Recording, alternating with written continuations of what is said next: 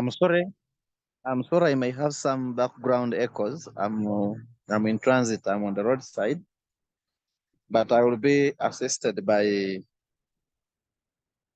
Desmond along the way. We want to once again welcome you to our weekly webinars that we hold every Friday from 8 to 9 p.m. As usual, we don't take your sacrifice to join us for granted. We thank you so much that you save time and data and you sit down to join us in the learning process. To some of us, it is an opportunity to keep learning, updating our knowledge, and as well learn new updates in the field of practice of medicine. We want to thank you for supporting Busoga Health Forum in whichever way you do. There are those of us who are members. By membership, we mean you are a registered member of Busoga Health Forum. Our registration fee to become an active member and participant in the active day-to-day activities of the forum is only 100,000 per year that you pay, and you register you as a member of Busoga Health Forum. Whenever we have activities requiring members to take active engagement, you'll always be mobilized and be updated. However, you may decide if you are able to become a life member. You pay only 1 million and you become a life member of Busoga Health Forum. You may be an organization or an institution that would like to associate with Busoga Health Forum and take part in our collaborative activities and partnerships, and as well be recognized as an official partner of Busoga Health Forum. The fee is only 500,000 that you pay per year, and you become an official partner as an institution or as a facility, as a medical center. We want to request you and encourage you. Please, Busoga Health Forum stands on your support. That little money you give in supports us in the common activities that we do, including hosting this Zoom sessions, facilitating our secretariat in Jinja. You can visit us in Jinja City on Gavla Road. That's where our office is. We have a number of partners we collaborate with, largely health facilities within the Busoga region and NGOs, among other funders that are internationally supportive to Busoga Health Forum. And tonight,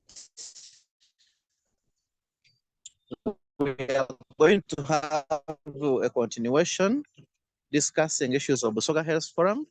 And we would like to today tackle preventive approaches in the management of cervical cancer.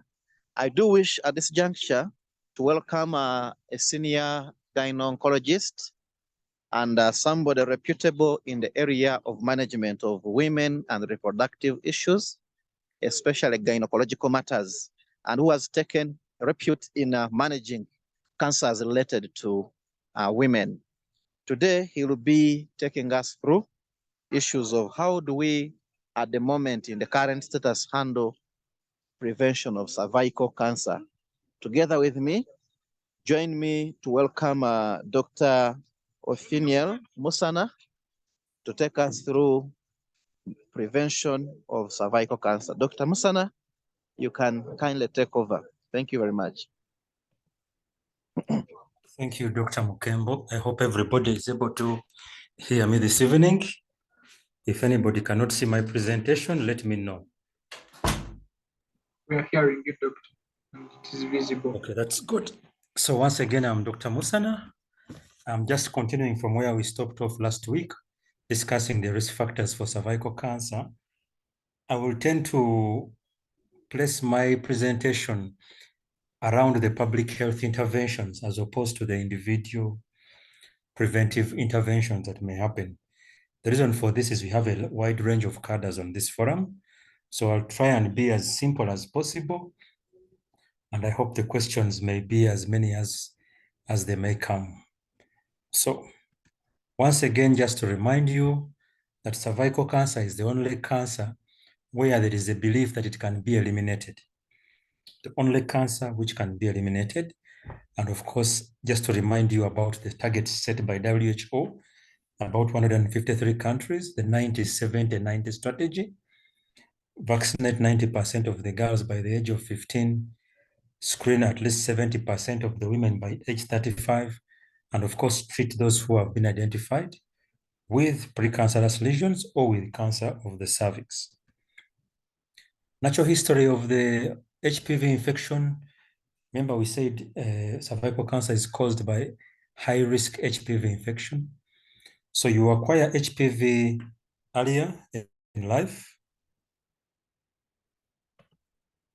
And once you acquire HPV infection, most of the infections are cleared. The body will tend to clear most of the infections. So 90% of the infections clear. However, as we grow into our teens, we keep getting several infections and reinfections, and we clear them. So those infections may either progress and form cervical lesions, or what we call dysplasia, dysplasia. So plasia means cell growth. This is a poor function. So abnormal cell growth or precancers, or these lesions may actually regress and someone is back to normal. In some few cases, when you reach in your 30s and these have not been cleared, then you may progress to cervical cancer. Now, this is a schema for US, and they say the median age for getting cervical cancer is about 50. Now, still I got a graph, a chart to show that HPV has many other cancers it will cause. It will cause cancer of the cervix, vagina, vulva, penis, anus, but also oropharyngeal cancers. In the US, oropharyngeal cancers are the most, followed by cervical cancer in terms of HPV-associated cancers. So let us talk about primary prevention. Generally, primary prevention means you're preventing the disease from happening or somebody from acquiring an infection. And in this case, primary prevention is targeting girls and women before they begin sexual activity in their lives. So there is guidance for primary prevention, and the only primary prevention we have is vaccination with the HPV vaccines. For members who are unaware, there are about 9 vaccines currently on the market world over from different manufacturers. There are vaccines which only have two subtypes, which is the type 16 and type 18, and we call them bivalent. Bi means 2 types of HPV. There are vaccines which have 4 types of HPV, and we call them quadrivalent. And there are vaccines which have 9 types of HPV, high-risk HPV, which we call nonavalent, nona for 9.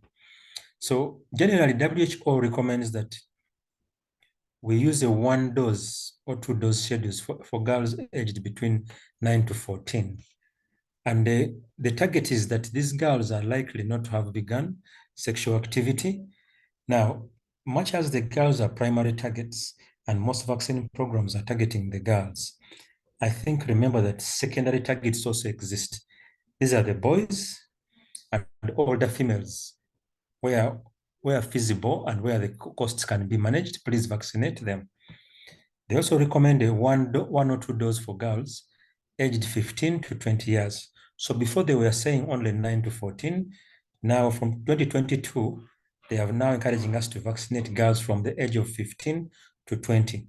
Now, the challenge now in Uganda is that our guidelines for vaccinating HPV have not changed to meet the recommendation. So you'll find girls who are 16, 17 go to the healthcare units and they're sent away because they're above the age of 9 or 10.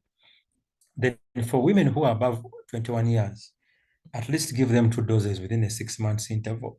So generally, WHO is changing from saying that please vaccinate 2 or 3 doses to vaccinate using 1 dose. I would like just to show some evidence as to why they came off with this one dose issue.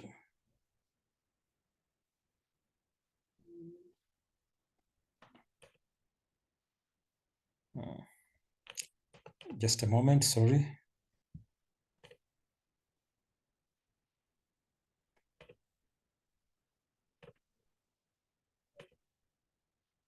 So there is a study that was done in India a few years back, which showed vaccine efficacy. Vaccine efficacy is normally abbreviated as V, capital V and capital E, against persistent HPV 16 and 18 at 10 years. So these people were vaccinated and assessed for 10 years to see if the vaccine will still remain efficacious.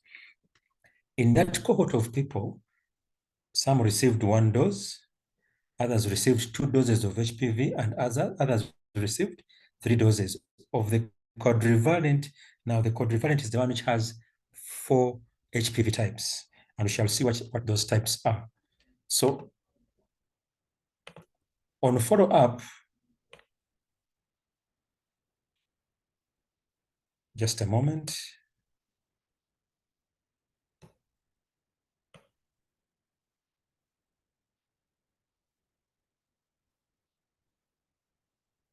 Okay. So on follow-up, what happened was,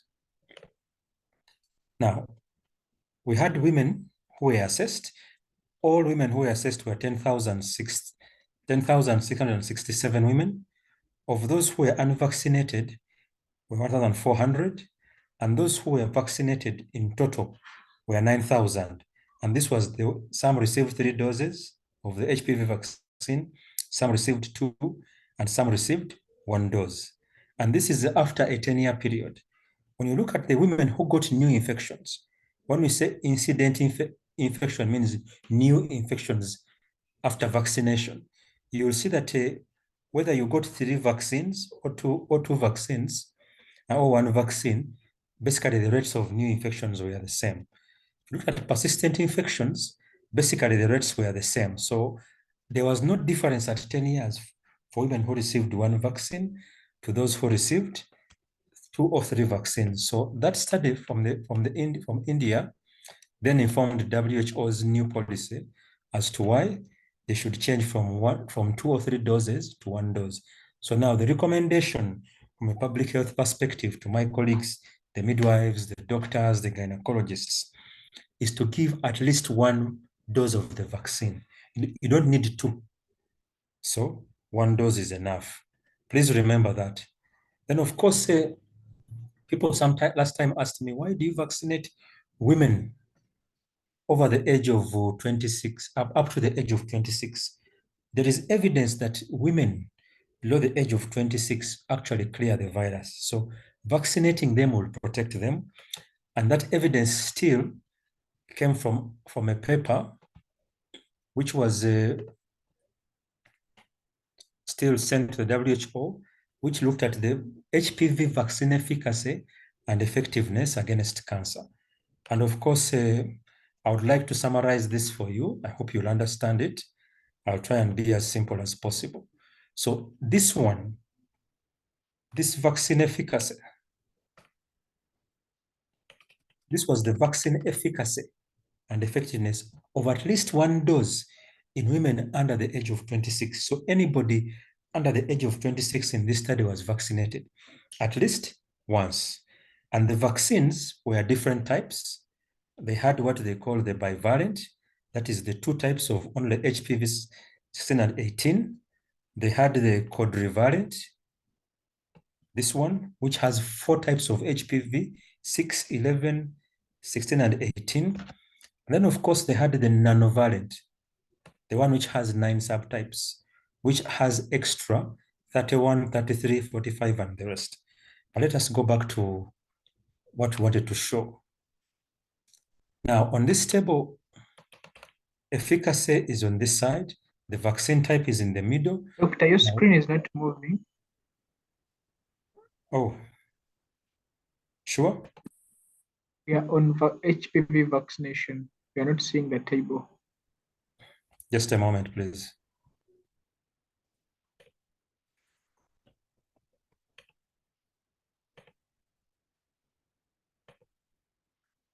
Are you able to see it now?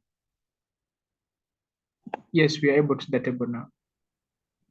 Okay, please. So in this table, they were looking at the vaccine efficacy of at least one dose for any woman under the age of 26. And 3 types of vaccines were assessed. The ones which contain 2 types of HPV, the bivalent, 16 and 18. The ones which contain 4 types of HPV, which are called the quadrivalent, which contains 6, 11 on top of 16 and 18. Then we have the ones which were called nanovalent, so the vaccine has 9 types of HPV, which can cause cancer. And on top of the 4 above here, they added 31, 33, 45, 52, and 58. So just know, but for all the vaccines, the results seem to be similar. Now, in terms of efficacy, again, it's type 16 and type 18. Remember, these 2 types cause more than 70% of the cervical cancer cases. Now here, when they say naive HPV at enrollment, these are women who were negative for HPV. And when you vaccinate them, after about 10 years, 91 to 100% of them still show you antibodies of the vaccine, meaning in 10 years, almost 100% of them will still have the effect of the vaccine. Now, the second portion here, when they say irrespective, here they combine people who were both naive, who had no HPV at the start, and those who had HPV, but were all less than the age of 26. So any woman below 26, when they immunized, they had a 76% efficacy of the vaccine at 10 years. So this one has a very big impact on the way we should be managing our public health programs. So for women below the age of 26 years, sorry, vaccine efficacy is still high, 76%. So this has 2 implications. One, do not in your clinics test women who are less than 26 years for HPV, because you're wasting money. Most of them would have cleared the virus or keep getting reinfected and clear it. Better just vaccinate them if they come to you. Don't send them for an HPV test, just vaccinate them, because there is very clear evidence that irrespective of if they have HPV or not, the vaccine, this was the bivalent, is highly efficacious. That is policy implication number 1. Now, these women were followed up for a year to see if they had persistent infection with type 16 and 18 after 12 months. Now, for those who, irrespective of whether they had HPV or not at the time of enrollment, as long as they were vaccinated, women who got HPV during that time, by the end of 12 months, 97% or 98% of them had actually cleared the virus. So regardless of status, 97% cleared the virus within 12 months. So this adds more emphasis on the need to actually vaccinate women who are less than 26 years, regardless if they have had sex or not. So in the clinics, don't chase women who are less than 26 years. And we hope that the public policy over time will change to reflect and capture these women and ensure we have catch-up growth. Now, these vaccines don't only treat or prevent HPV. Remember, I said in the beginning that you can have precancerous lesion, the dysplasias. And here the measure was CIN2. These are what we call the high risk. These 2 can become cancerous. Now, what happens is that when you're vaccinated, you have 97% chance of being protected against precancerous lesions. So over time, your risk for getting these lesions will actually reduce. So whether you, irrespective of whether you are sexually active or not. So women below the age of 26, please vaccinate them. Now let us look at women who are above the age of 26. What does the evidence say about vaccinating women who are above the age of 26? Now, this is the foundation paper that guided WHO and other associations worldwide about vaccination of women in these age groups. So below 26, please vaccinate every woman. Don't segregate them, just vaccinate. you'll save lives. Above 26, when you look at women who had persistent HPV infection, above 26, for those who did not have HPV before the vaccine was given, there was 83% efficacy.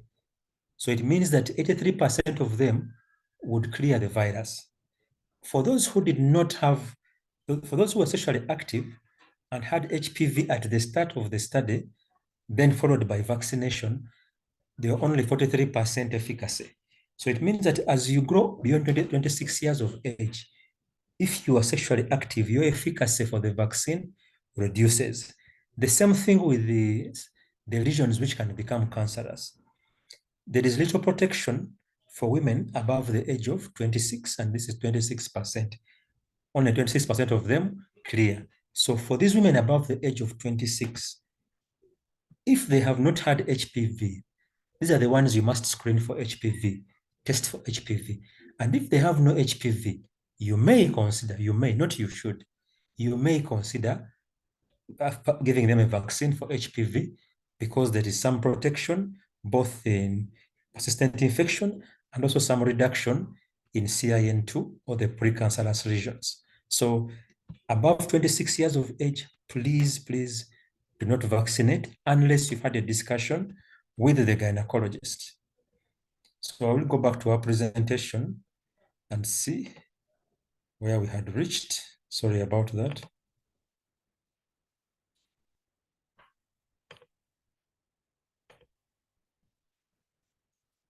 So people living with HIV. Now, vaccines should be given to people living with HIV. I won't speak much about the evidence because of time, but if the vaccines are safe in people who have HIV. And if you find a woman who has HIV or a girl who has HIV, begin vaccination earlier to ensure that you save them from cervical cancer.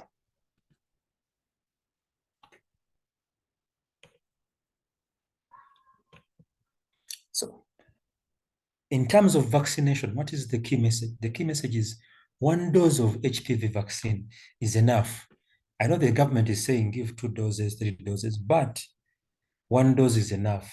So if we vaccinate more girls with 1 dose, we shall reach more and likely have even vaccine for those who are above 10. Recall that many of the girls are being sent away because they are above 10 years of age, which is what the guidelines in Uganda say.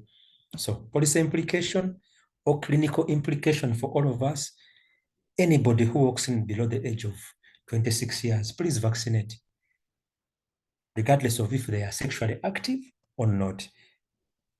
So I actually propose that even in universities, we just vaccinate all the girls there and the women there. So in women who are below 26 years, I have told you they keep clearing the HPV. There is no need to waste HPV testing on women below the age of 26 years because you likely get it and still they will clear it. Now, for those above 26 years, the evidence says that the benefit is not so good. So only vaccinate them if you have to. And this is likely done with gynecology consultation. So primary prevention is vaccination. Secondary prevention. Secondary prevention means we are sexually active, you've likely acquired the HPV infection, and now the target is to make sure you don't get cervical cancer through screening. So screening means somebody has no symptoms, somebody is asymptomatic, and they're just coming for routine checkup. If somebody has any symptom, like vaginal bleeding, discharges, then it stops being screening. It is then called diagnosis. So screening is for women who don't have symptoms, and we must encourage our women to come in for screening. So what are the screening tests that we have available in Uganda and the ones available worldwide?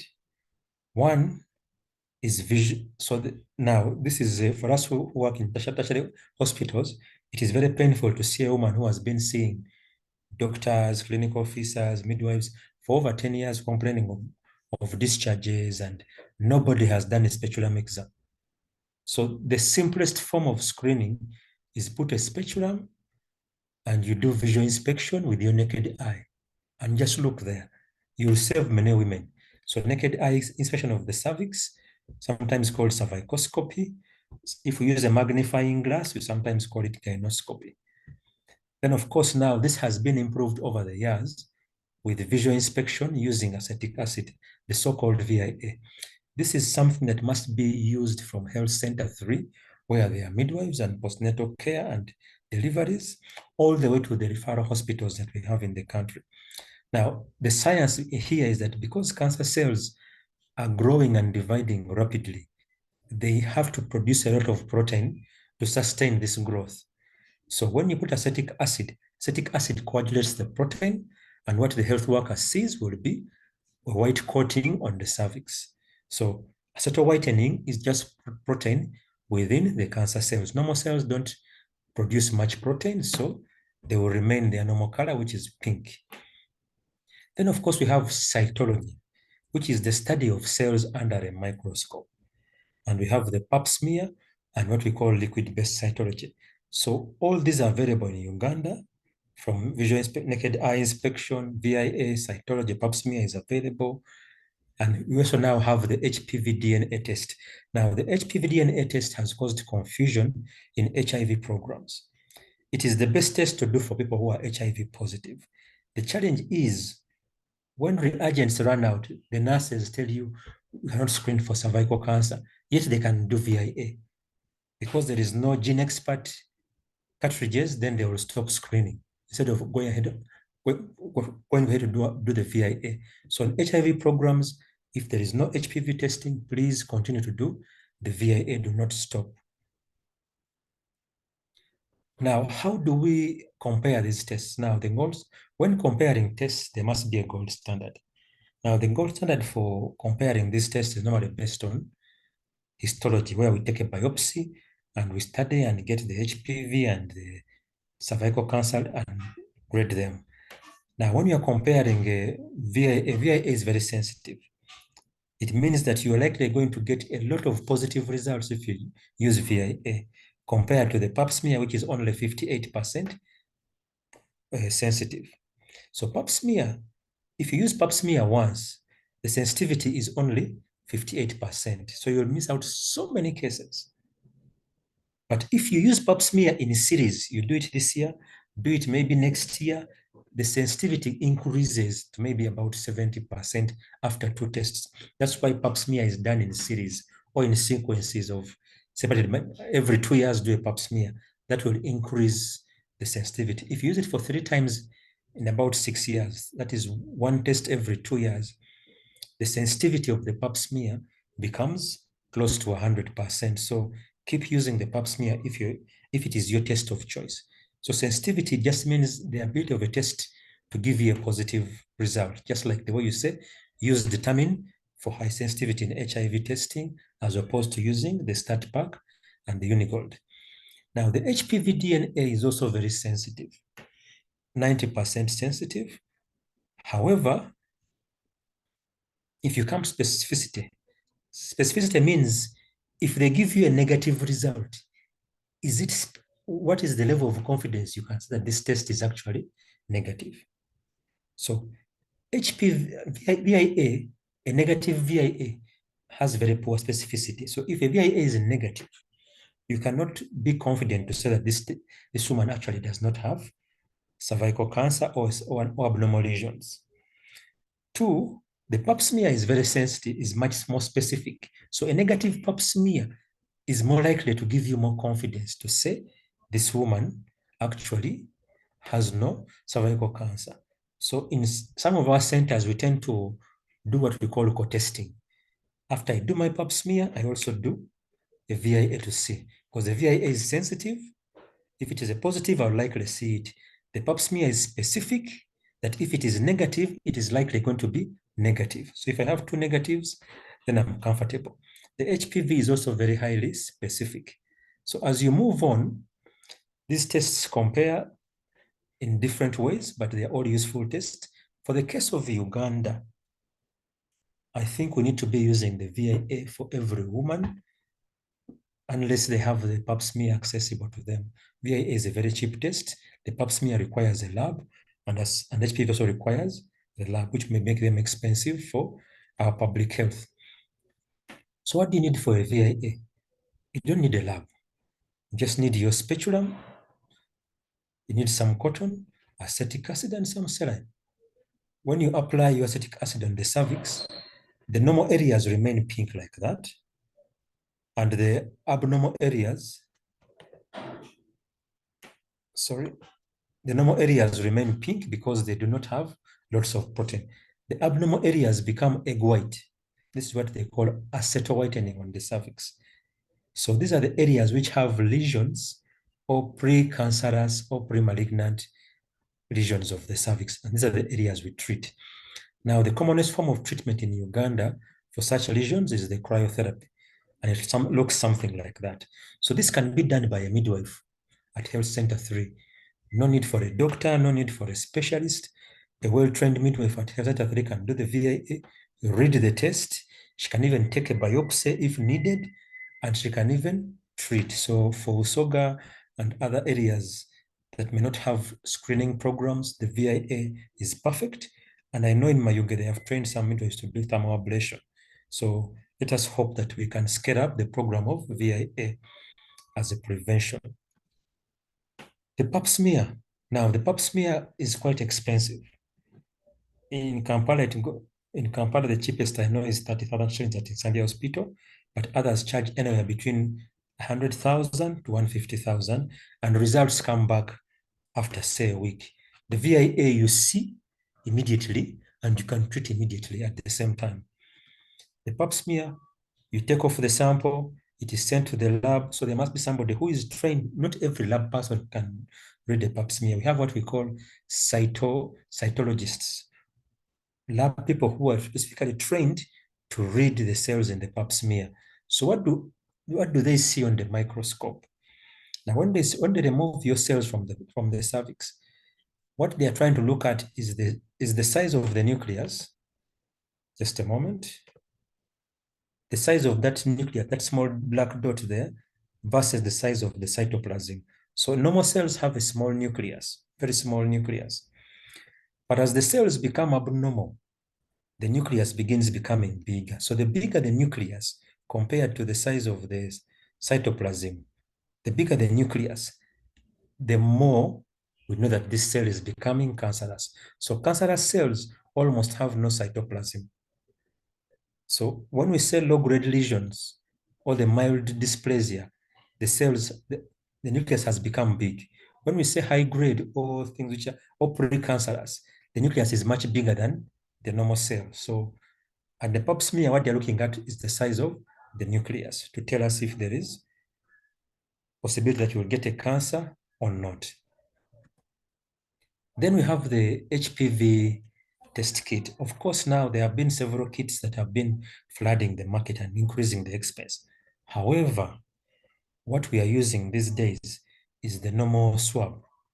I'm sure most of the health workers here have seen this swab somewhere.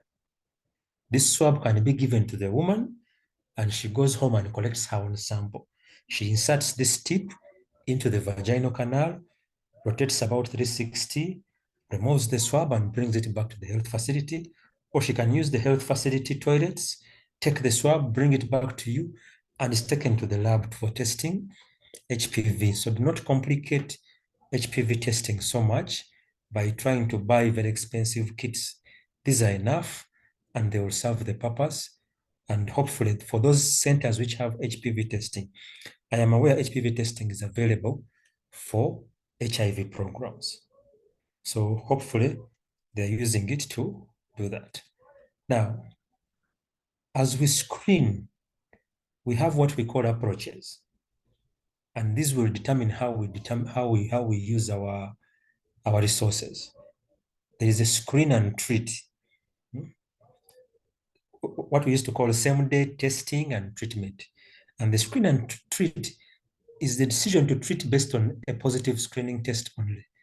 You test, it is positive, immediately you treat. Now, for this one, the best test is the VIA, because you put your acetic acid, you will see your lesion, then you can treat at the same time without the woman having to go back home. Then there is a screen, triage, and treat approach. So you screen, the test tells you that there is a positive test, but you want to confirm with another test. So for example, if you began with a VIA and it was positive, then you may also go and do a pap smear in addition, just to be sure. And after that, you treat. This is a very long process, and many women get lost to follow up because they cannot come back again for some of these results. So in the best case scenario, screen and treat. And there we are using VIA. I don't know if people can see this document from the WHO. If not, I will just post it again. Just a moment, please. Are you able to see this document? Yes, we can, doctor. Yes, this is a guideline by WHO in 2022 that takes into account what has been given as evidence for screening and treating of cervical precancerous lesions. So before you get cancer, you always first get the precancerous lesions, and it is this second edition. Now they have appendices, annexes, which show you how to, which have different algorithms based on your resources. So different centers may choose different approaches of managing the HPV, sort of managing, of preventing cervical cancer. And it has 7 algorithms. As I said, screen and treat is what we tend to use when we are doing primary health care, Center 3, Center 4, and hospitals. Where I work, we tend to use the pap smear, we tend to use the screen, triage, and then treat later. This approach here at Zambia.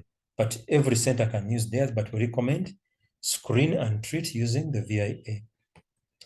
Now, the approaches for screen and treat, we're encouraging using visual inspection using acetic acid as the primary screening test, because you immediately see and you can treat immediately. Now, the other one is the HPV DNA as a primary test, and HIV programs normally will send the woman to collect the sample herself. Don't go putting things in the woman. She can collect her sample herself using the swab we showed up there. And if it is positive, we just go ahead and treat with either cryotherapy or thermal ablation, as is the case these days. In the other one, screen triage normally is done at higher levels, maybe at oncology facilities or with gynecologists. Normally, they will do a pap smear as the first test. If it is positive, they then go and do a colposcopy. Colposcopy means magnifying the cervix so that you can see abnormalities. And if it is positive, then they will do treatment.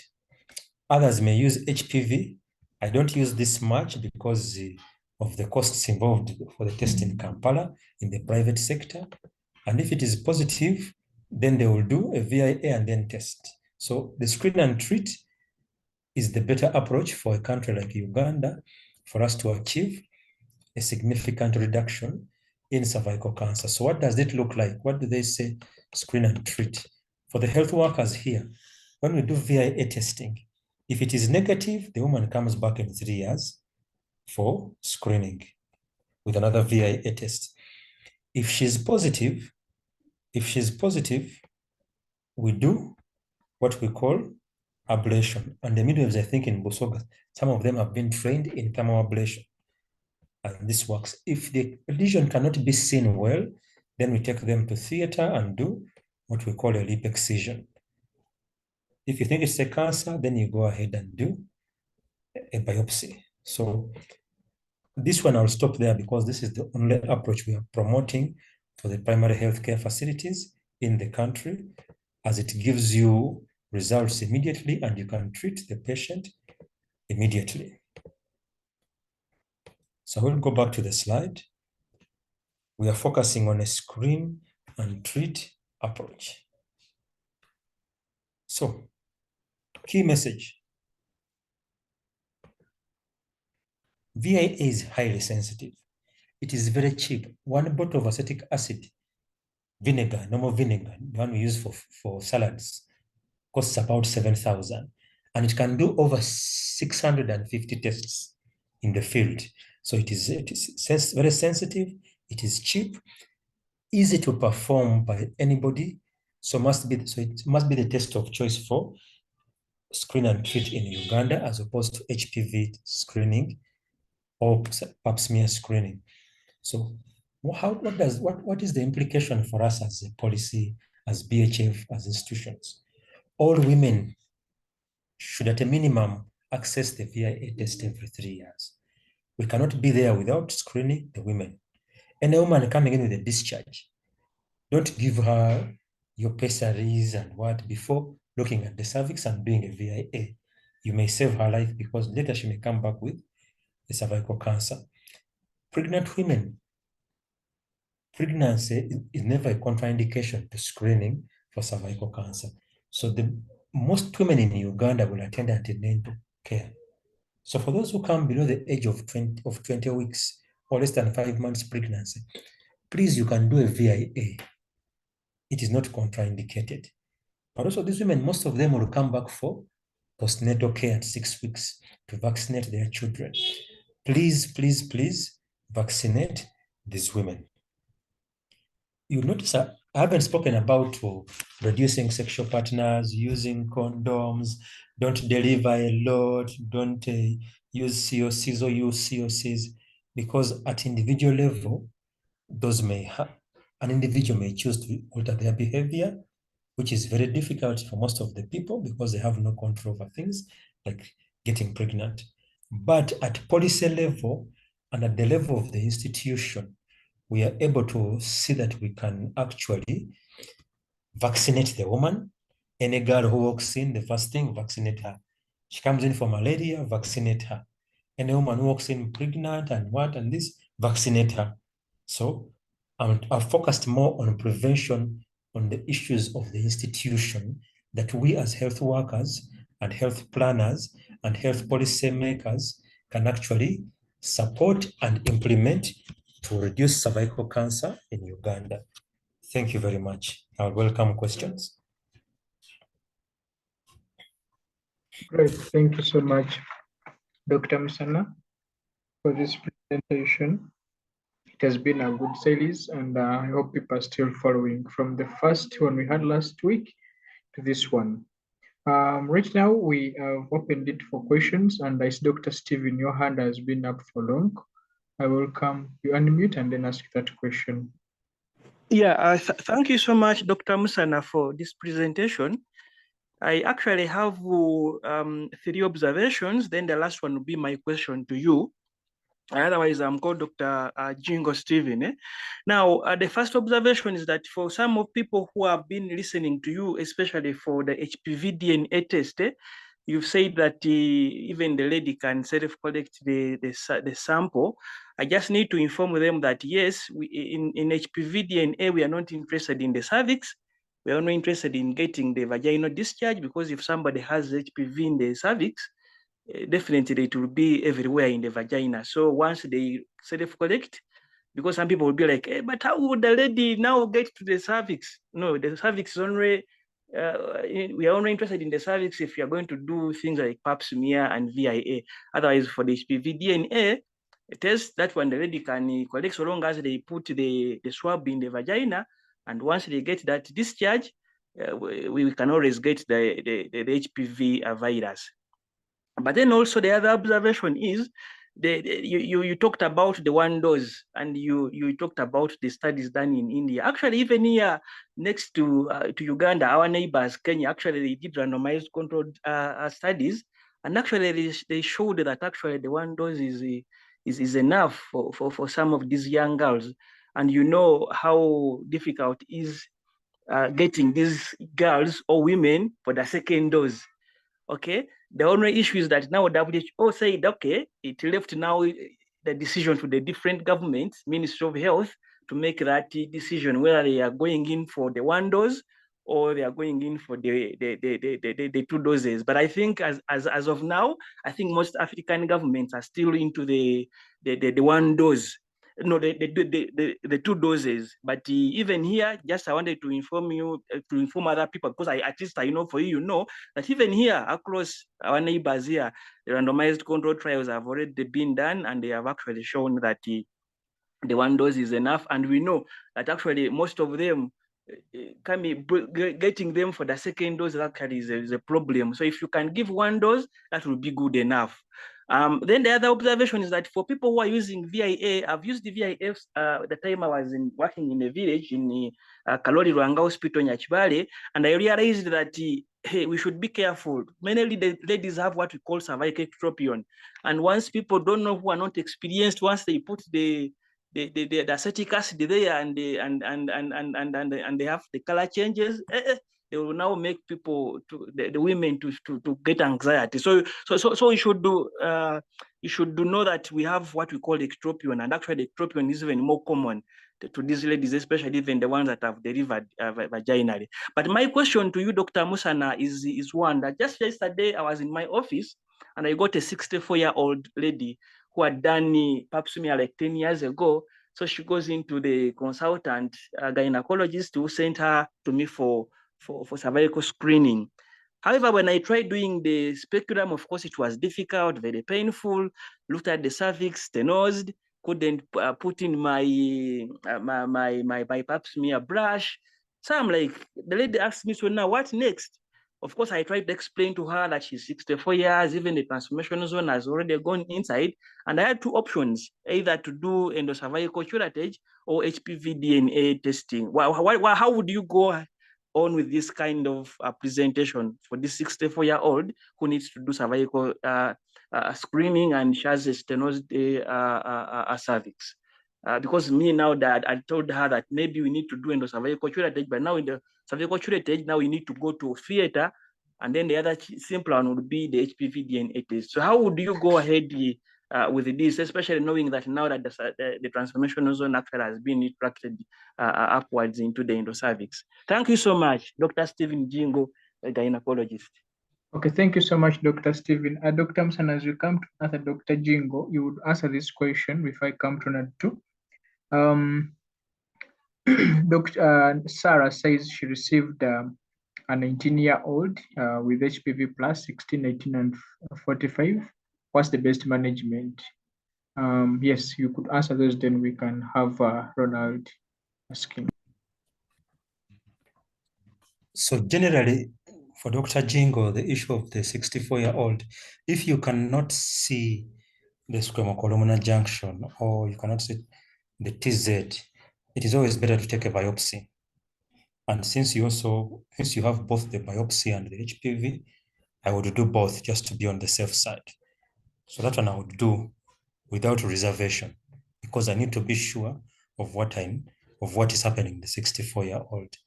Then, of course, for the 19-year-old, now, as we said in the presentation, that these young women, they keep getting a HPV and then clearing it. So even if you, first of all, testing them for HPV, they get the HPV, it clears. The HPV, it clears. HPV, it clears. But so such a girl, vaccinate her, and then let her keep coming for screening at intervals of about 3 years. So finding HPV in a young woman is not something strange. One, they are sexually active. They are getting lots of infection and reinfection. So regardless of their HPV status, when you find them, vaccinate that girl. Yeah. Okay, thank you so much, Dr. Musana. Can we have Ronald Moses asking your question?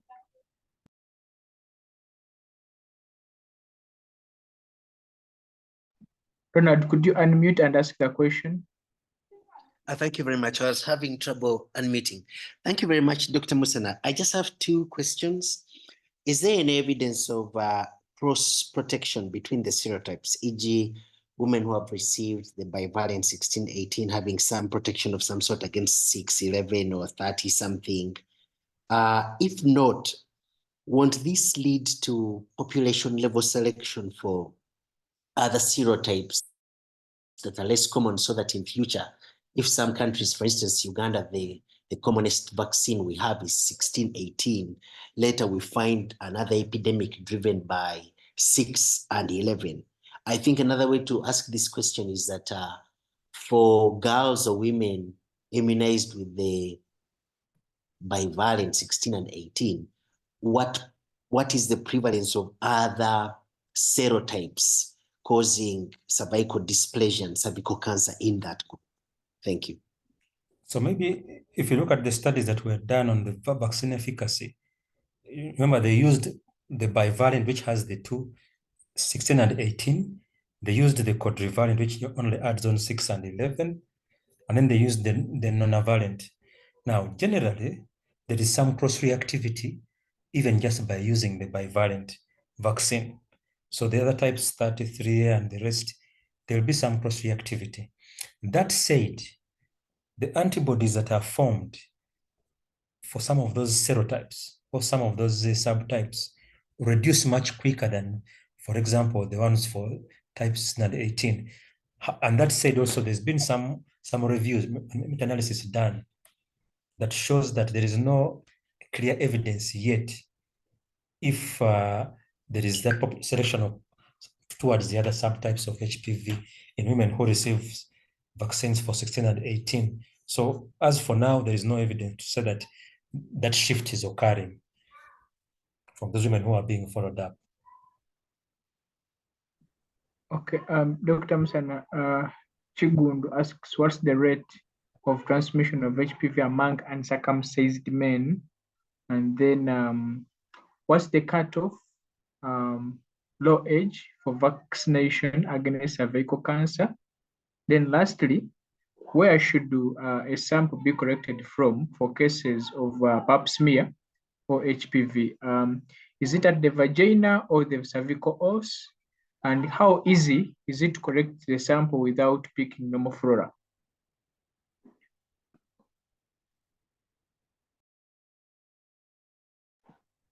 Over to you, doctor. So generally in males, HPV vaccine has also been found to be efficacious. That said, the effectiveness, the efficacy of the HPV vaccine in males is much lower. I know this is a very big topic, and that's why I was avoiding the efficacy in males. But there is some efficacy of the vaccine in males, and that's why we're encouraging you to give the vaccine to males if there is enough vaccine to go around. Then, of course, the issue of the pap smear. What was the pap smear question? The question is, where should the sample be collected from for cases of pap smear or HPV, and is it on the vagina, cervical os? And then how easy is it to collect the sample without picking normal floras? No, of course, the pap smear will pick normal flora because the pap smear is just scraping off cells, and some of those cells come with vaginal juices or paracervical juices, so you may get some normal flora there. Now, that said, the pap smear has 3 parts we take. We take off what we call the part of some of the cells that look like the vagina, some of the cells ectocervix, and then cells within the endocervical canal. So you have 3 layers of cells. So when somebody is reading them, they're beginning from outside, which is exocervix, the zone of transformation, and eventually into the endocervical cells. So the pap smear is not hard to do. That said, you must have some level of repetitions for you to get used to actually getting a good smear. So pap smear, if you haven't done before, I know there are centers which do several pap smears every day. And now the HPV will depend. The HPV, basically what you're looking at are secretions. However, that said, in liquid-based cytology smears, we have what we call liquid-based cytology. The brush we use will pick cells where they can actually pick the HPV DNA from. So they're what we call cytobrushes, which can pick cells from the cervix and then get checked for HPV. But if the woman is collecting for herself, don't worry about the cervix. Okay, thank you so much, Doctor. These are the last 2 questions from the chat. The first one is, what's the recommendation for HIV patients with positive VAI and negative HPV DNA test? And then how do you manage a client with HPV positive? Yeah, I think same question. Let me just pick the last one. I would like to ask, let me first analyze it as doctor, you answer the other question. For women who are VIA positive, please, whether they're HIV positive or HIV negative, please treat them. And there are methods now for treatment. There is the cryotherapy, which I think is still prevalent in most facilities, but also there's the thermal ablation, which I know many midwives have been taught how to do, regardless of their HPV status.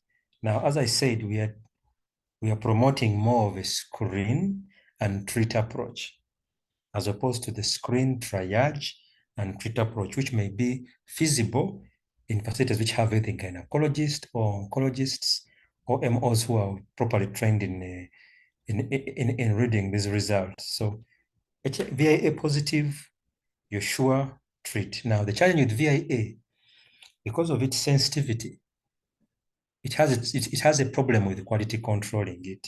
So everything people see that is white, even mucus, they will say VIA positive. So quality controlling VIA is a challenge, but it still remains the best test for now in our setting, as opposed to the others. So VIA positive, treat.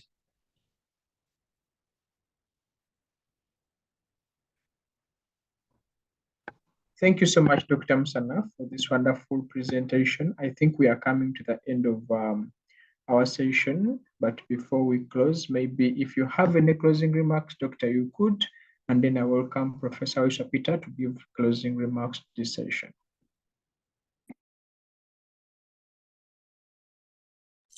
Thank you very much. As we are aware again, this is a cervical cancer awareness month, January, and we are hoping that we can make efforts to ensure that we raise the awareness among health workers, the clinicians, we raise awareness among the policymakers. I had a talk a few days ago on the national LNMS MPDSR meeting on Thursday to talk about this issue. And of course, key issues came out that the national policy on vaccination has not changed, despite new evidence that has come out by the WHO, and the health workers are confused on who to vaccinate. Now, as we've said, of course, the government policy is saying vaccinate girls who are 10.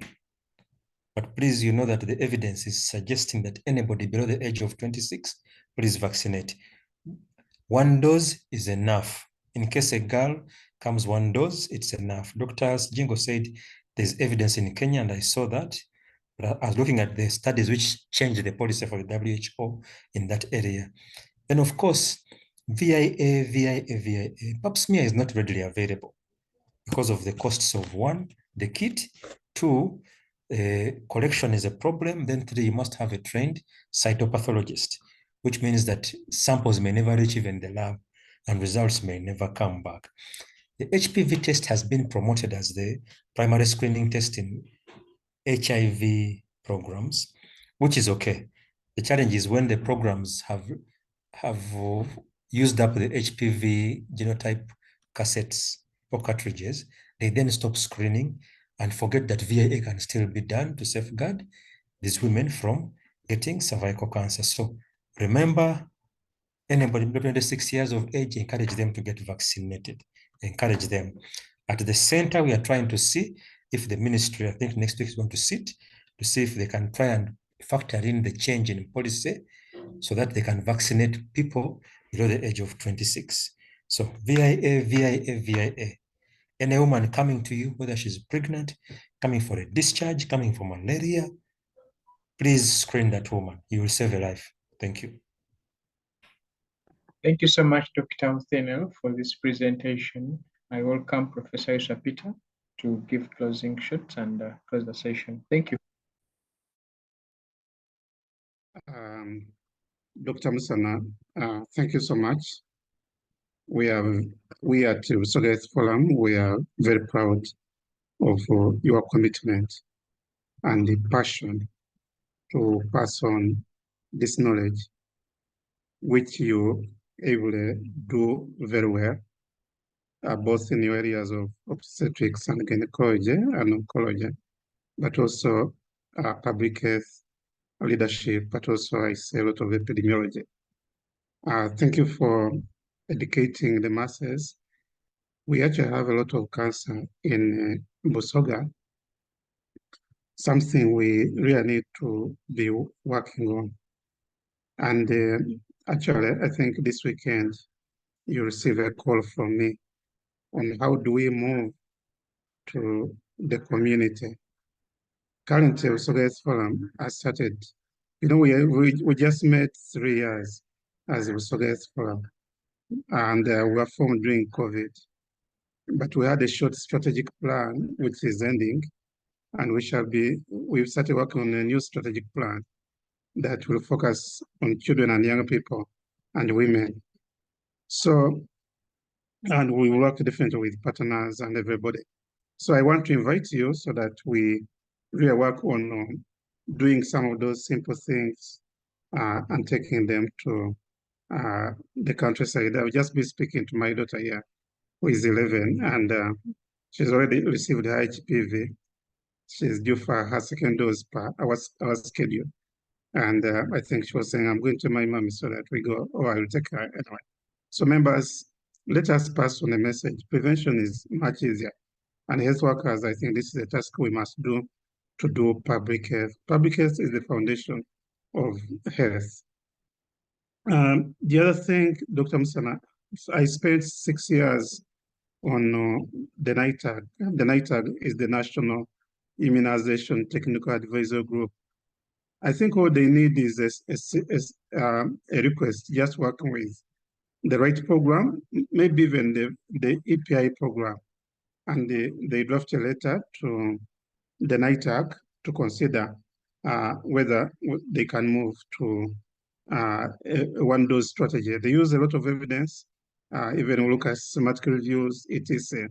But where a lot of evidence already exists, then and the one dose is definitely cheaper than two, is more cost effective, and the program implementation is easier. So I think as activists, let's move this. If you need, I'm wrong on the NITAG, but if I can help push that agenda, I'm happy to work with you, and we engage the EPI, maybe with the minister. And I think it is a very easy case to make.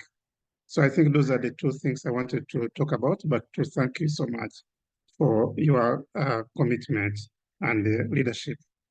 And Benjamin, thank you for coordinating this. And yeah, we are grateful. And as always, we give a certificate of appreciation. And Dr. Musana, I think you should frame these and put them in one place, which will remind you how much you've given back to society, not just in Busoga, but also beyond. Thank you, members. Let's have a lovely weekend and a good night, and let us feel at BHF and see you next Friday. God bless.